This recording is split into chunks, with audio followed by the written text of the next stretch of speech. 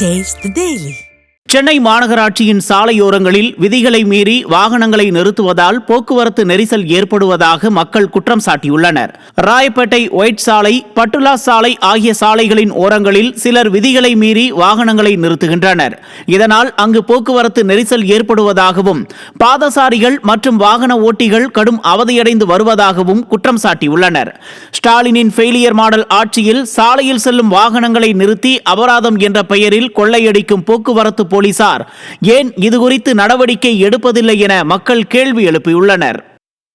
But இது போல் வண்டியெலாம் நிப்பாட்டி இருக்கிறப்போ டிராஃபிக் ஈவினிங் சமயத்தில் நிறைய டிராஃபிக் ஆகுது. ஏன்னா இப்போ இங்கே சுற்றி பார்த்தீங்கன்னா ஆஃபீஸ் ஏரியாஸ் தான், எல்லாருமே 7 மணி 7:30 மணிக்கு கிளம்புவாங்க. இப்போ வேறு மழைலாம் வேறு ஆரம்பிக்குது. ஸோ இந்த சமயத்தில் இங்கே பார்த்தீங்கன்னா தண்ணி வேறு நிற்கும். ஸோ இந்த மாதிரி சமயத்துக்கு போயிட்டு வர்றது ரொம்ப கஷ்டமாக இருக்குது. அண்ட் இது போலலாம் நிற்க வைக்கிறதுக்கு ஏதாவது ஃபைன் போட்டோ இல்லை என்ன ஏதுன்னு சொல்லிட்டு அவங்க ஆக்ஷன் எடுத்தாங்கன்னா கரெக்டாக இருக்கும். எல்லா இடத்துலையும் நோ பார்க்கிங்னு போர்டு இருக்குது, ஆனால் அது கீழே பார்த்தீங்கன்னா நிறைய வண்டி இங்கெல்லாம் நின்றுட்டு இருக்கு. ஸோ அதெல்லாம் அவங்க பார்த்து மெயின்டைன் பண்ணாங்கன்னா கரெக்டாக இருக்கும்.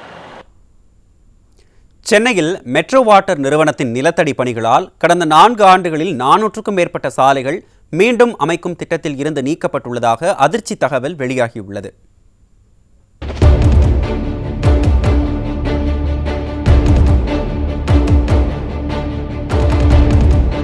சென்னை மாநகராட்சியில் பல சாலைகள் குண்டும் குழியுமாக காணப்படுகிறது. குறிப்பாக மழைக்காலங்களில் இந்த நிலை இன்னும் மோசமாக உள்ளதால் வாகன ஓட்டிகள் கடும் சிரமத்தை சந்தித்து வருவதுடன் பலர் விபத்துகளிலும் சிக்கி வேதனை அடைகின்றனர்.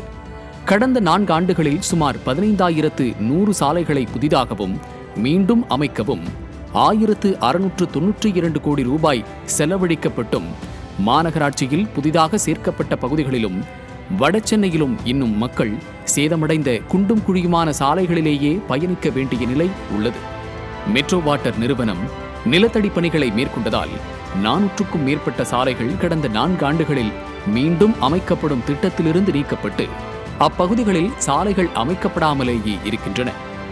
நிலத்தடி கேபிள் பணிகளுக்காகவும் அதன் பின்னர் மெட்ரோ வாட்டர் வடிகால் அமைப்பதற்காகவும் சாலைகளில் வெட்டப்பட்ட பணிகள் கடந்த ஆண்டே நிறைவடைந்த போதும் உள்பகுதி சாலைகளை மாநகராட்சி நிர்வாகம் மீண்டும் அமைக்கவில்லை என குற்றம் சாட்டப்படுகிறது.